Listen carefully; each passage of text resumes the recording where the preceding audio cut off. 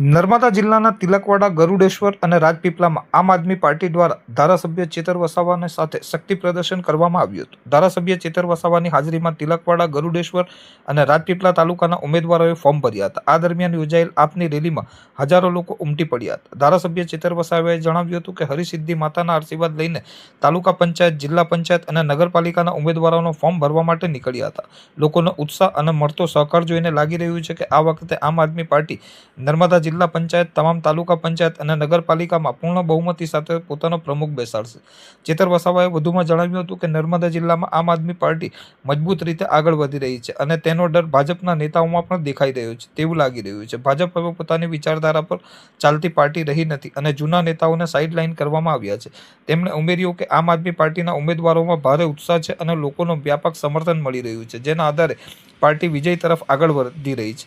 અંતિમ દિવસે પણ ભાજપ દ્વારા ઉમેદવારો જાહેર ન કરાયા હોવાનો ઉલ્લેખ કરતા તેમણે કહ્યું હતું કે આ જ દર્શાવે છે કે ભાજપ આમ આદમી પાર્ટીથી ડરી ગઈ છે। ચેતર વસાવાએ વધુમાં જણાવ્યું કે તેમની સામે કરવામાં આવેલ કાર્યવાહી છતાં તેઓ ડેડિયાપાડાના લોકોના દિલમાં વસે છે અને ત્યાંથી તેમને કોઈ બહાર કાઢી શકશે નહીં। તેમણે વિશ્વાસ વ્યક્ત કર્યો હતો કે ડેડિયાપાડા, સાગબારા સહિતના વિસ્તારોમાં તેમજ સમગ્ર નર્મદા જિલ્લામાં આમ આદમી પાર્ટી બહુમતી સાથે જીતશે અને જિલ્લા પંચાયત, તાલુકા પંચાયત તેમજ નગરપાલિકાના પ્રમુખ પણ આમ આદમી પાર્ટીના જ બનશે। આજે રાજપીપળા હરસિદ્ધિ માતાના આશીર્વાદ લઈને તાલુકા પંચાયત, જિલ્લા પંચાયત અને નગરપાલિકાના ઉમેદવારોના ફોર્મ ભરવા માટે અમે જઈ રહ્યા છે।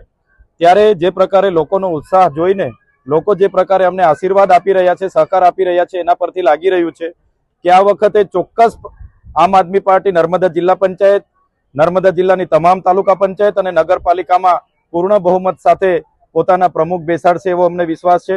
જે પ્રકારે આમ આદમી પાર્ટી નર્મદા જિલ્લામાં આગળ વધી રહી છે એને જોઈને ભાજપના નેતાઓ પણ ઘણા નિવેદનો આપ્યા છે કે ભાજપની સામે આ વખતે આમ આદમી પાર્ટી મજબૂત છે અને એનો ડર ભાજપના નેતાઓને પણ આજે સતાવી રહ્યો છે। નગરપાલિકાઓમાં કેટલા ઉમેદવારો?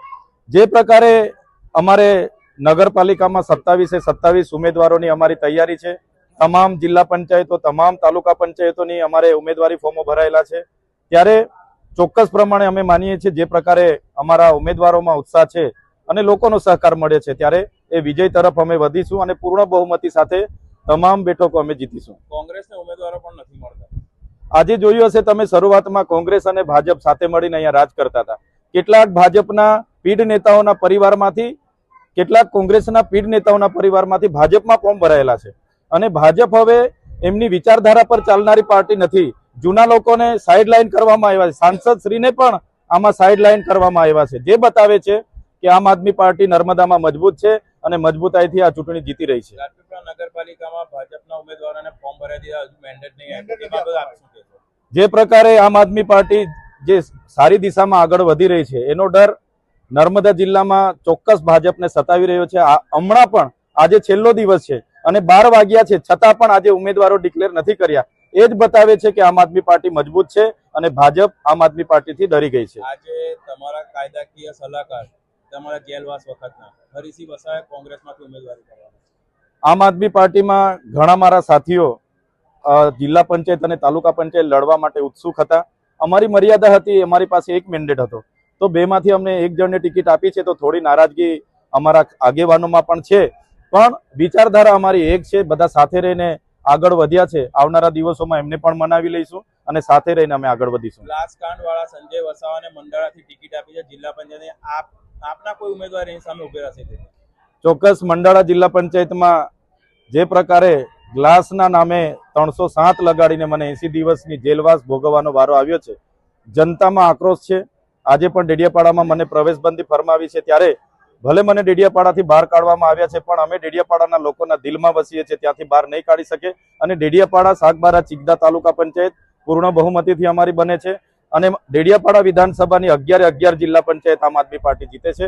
સાથે જ નર્મદા જિલ્લાના તમામ બેઠકો પર આમ આદમી પાર્ટી જીતે છે। જિલ્લા પ્રમુખ પણ આમ આદમી પાર્ટીના હશે અને તમામ તાલુકા પંચાયતો, નગરપાલિકાના પ્રમુખ પણ આમ આદમી પાર્ટીના હશે।